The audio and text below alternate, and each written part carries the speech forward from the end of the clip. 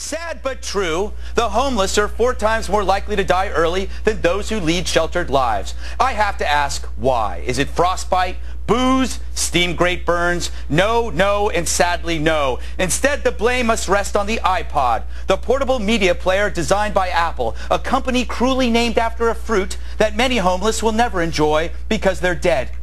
Since it launched in 2001, millions now wear iPods on their way to work, charity auctions, and MoveOn.org meetings. Resting snugly in their ears, those hip white earbuds. They bring the joy of music to so many people, while killing so many others. Because of those earbuds, cries for money are obscured by music, and now the homeless are dying in numbers so vast they mock the very idea of mathematics. Instead of hearing "Spare Any Change," you hear "My Humps" by Fergie. Meanwhile, homeless income has dropped over 84%. Many are forced to get second jobs, like banging on empty paint cans. Still, no one listens. Worse, those who normally give money to the homeless, grad students, activists, and vegetarians, seem to listen to their iPods the most. Every time they hit shuffle, another cry goes unheard. Isn't it time Apple does something to stop this war on the homeless? After all, we are just weeks away from the release of the iPhone, which includes a camera phone, a multimedia player, and internet services like email, text messaging, and visual voicemail. It will cost roughly $500. Will I buy one? Sure, but I won't be happy about it, and that's my gut feeling. I can get Fergie in my head, Greg. Yes. It's one of my favorite songs, by the way. My Humps. My Humps. It is. Yes, it describes a medical problem I have. Oh, okay. All right, all right. One day after leaving the Republican Party and declaring himself independent, New York City Mayor Michael Bloomberg is playing down any talk of a run for president. Bloomberg points out there are already 2 people from New York seeking the job, Giuliani and, of course, Hillary Clinton. And he's far too busy with other matters to run for president. For example, he collects freckles. Nick, do you think he's telling the truth? And would he have a chance if he ran? I don't think he... The last time Michael Bloomberg told the truth is when he said that he smoked marijuana and enjoyed it. And I think since then he's pretty much packed it in terms of doing anything interesting or anything attractive to anyone. Wow. Yeah, it's interesting. Corey, I live in New York and I don't know anything about him. I don't even know if he's married or has kids. He's like a mystery. You know, I had the pleasure of meeting him when I was in Hairspray. We took a cast photo of the people who had been nominated that year down in Times Square, and I can officially tell you by standing close to him, he definitely smells like money. What does money smell like? Mayor Bloomberg. Yeah, exactly. Yes. Rebecca, would you vote for him? If he can remove that freckle back there, it bothers me a lot. Hey, they should just auction off the presidency. You know, all these millionaires are jumping in the race, and, you know, can you believe anything he says? He's a politician. But, Chuck, it's probably good that he's rich because then he can fund his own campaign. Yeah, well, that doesn't make any difference. Nobody wants a president that looks like Touche Turtle.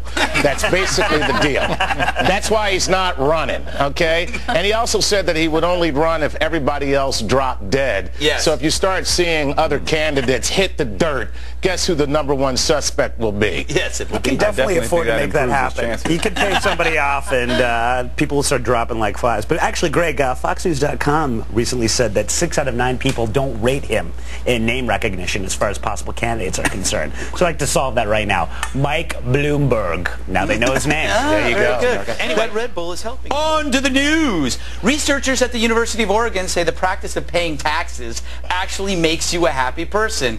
In this study, they used an MRI to measure brain activity while people removed fake money from a fake account to give to a fake food bank.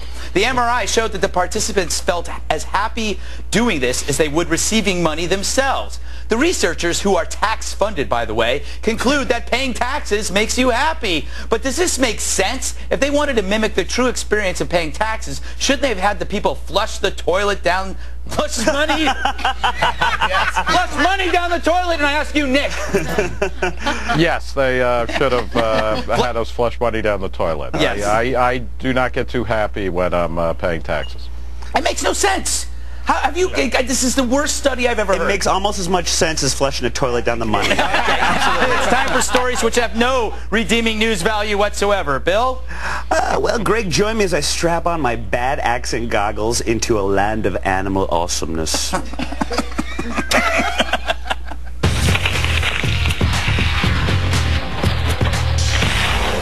Fort Myers, Florida. experts theorize a 10-foot lawn python found on a lawn must have been an escaped pet, as the slithering scamp hails from Southeast Asia, which coincidentally happens to be Greg Gutfeld's favorite vacation destination. Oddly, he always travels under an assumed name with a suitcase full of children's toys. Coral Gables, Florida. Thousands of migrating crabs invade a neighborhood. The pinching perps meet, greet, and mate here annually.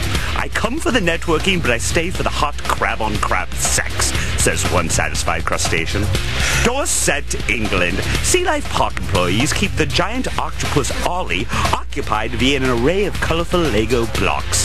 The 8-armed freak has yet to build anything coherent, and officials are worried he may be mentally retarded. Buffalo, New York. Authorities rescued an 8-foot-long alligator being illegally kept as a pet. Authorities maintain there was nothing illegal about the other man's pets, i.e. 4 muzzled midgets on a leash, but they were thoroughly creeped out nonetheless. Animal Planet still won't return my phone calls, Greg. My heavily breathing phone calls. I can't imagine why they would. Ready for the latest science breakthrough? An Italian doctor has rebuilt vaginas for 2 women born with a rare deformation, using their own cells to build vaginas in the lab for the first time. A 28-year-old woman underwent the first such operation last year. Now she has a healthy reproductive system. This is the first time in history that a new vagina has been built in a lab, giving hope to everyone born without a vagina, as well as people who would like an extra one. But isn't it really surprising that the man who created the vagina was Italian, Kim? I have to say, Greg, for the first time in a month, I am wishing that somebody would ask me about Paris Hilton. So please, I'd rather talk about Paris Hilton right now.